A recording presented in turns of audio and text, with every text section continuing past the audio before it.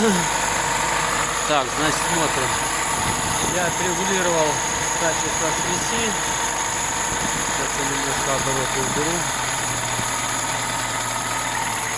Обычно я ориентируюсь по реле зарядки, по мерцанию, приблизительно обороты выставляю. Так, чтобы оно немножко тело. Так, приблизительно вот так. И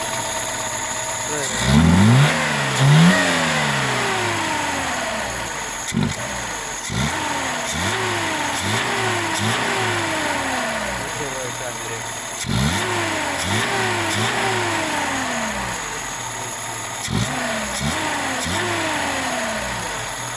Так, теперь выключаем,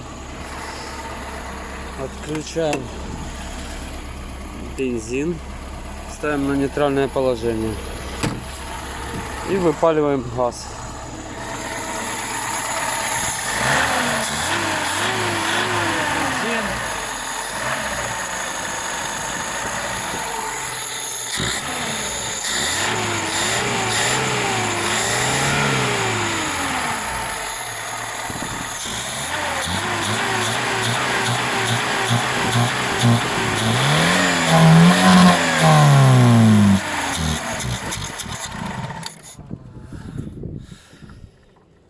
Так, бензин выпалили и собираем ракушку, ставим крышку с газом.